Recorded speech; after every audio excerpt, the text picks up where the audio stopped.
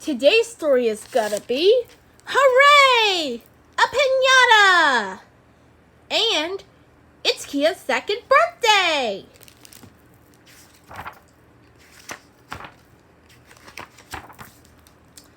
Clara's birthday was coming.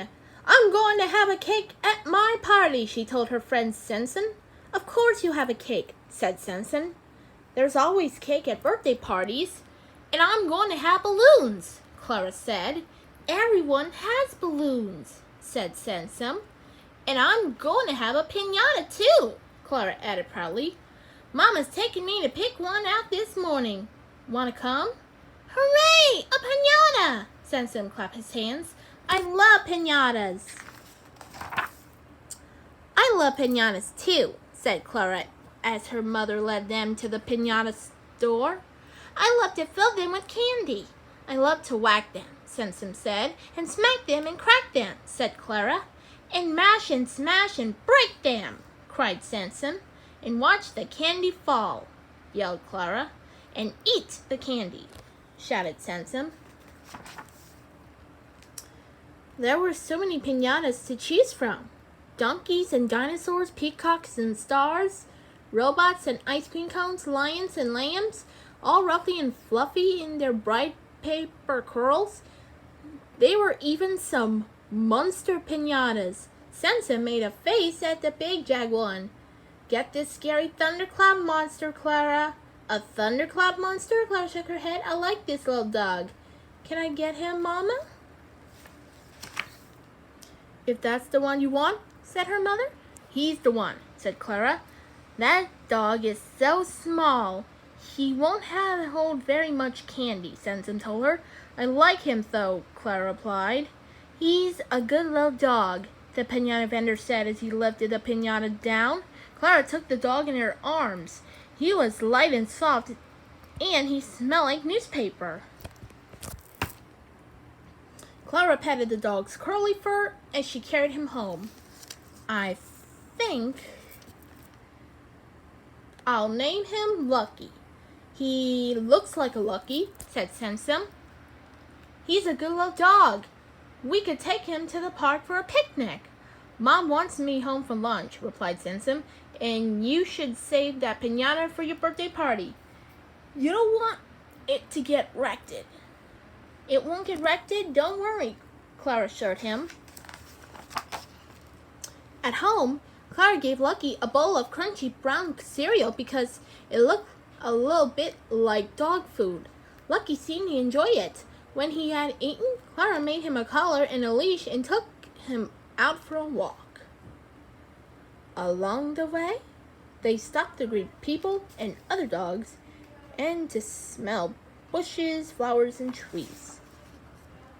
Then they came home and dug a deep hole in the sand.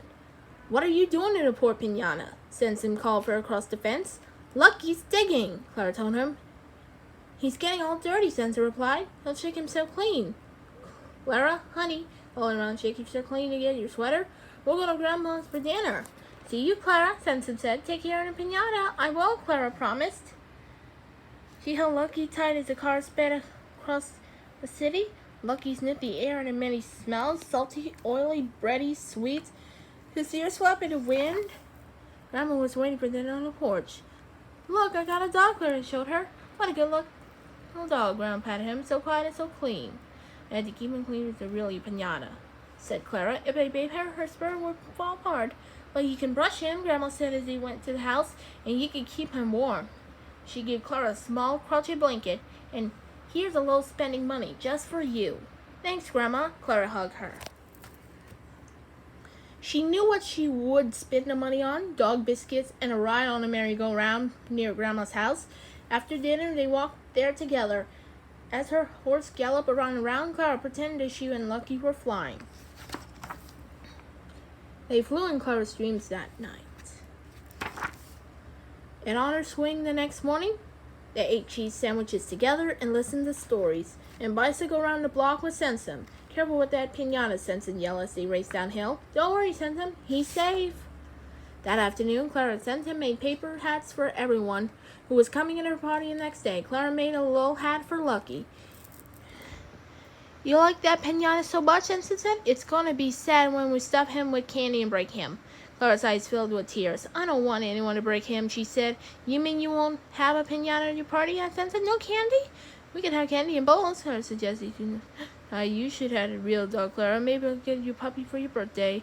I can't have a real dog, Clara said. Dogs and cats make me mother sneeze. They do? That's too bad. I had to get you something else then, Sansom said. What? Asked Clara. I'm not sure yet. I think of something good. Early the next morning, Sansom gave Pinata 2 presents. Clara opened the smaller one first. Inside was a rawhide bone. We're lucky, thanks, Sansom. Oh, wrapping paper saw something big and jagged, scary. Hooray, a pinata! Clara clapped his hands. Hooray, a pinata! Sansom clapped too. What a pinata, said Clara's mother. Clara hugged the thundercloud. Let's fill it with the candy right now, before you make friends with it too, Sansa laughed. Clara's father helped them cut a hole in the pinata and fill it with almond bars and cinnamon swirls, strawberry rolls and taffy, tiny bags of jelly beans, and shiny chocolate kisses. Then they tapped the holes shut and hung the heavy thundercloud in Clara's tree. The pinata scalded the guests who arrived at the party. It glared as they sang and ate cake. It grinned its toothy monster grin as the children took turns to break it in. They racked it and cracked it and mashed it and blasted, but still the storm cloud did not open until Clara got a thundering thwack and candy showered down. The children whooped and hollered. Hooray! Hooray! Hooray! They screamed and ran to grab as much as they could hold. And when they eat all they could, they played with the pinata. Since some or scarlet face in the matters, Clara turned the bottom end into a hat. And Lucky chased quickly yellow lightning bolt through the grass. The end.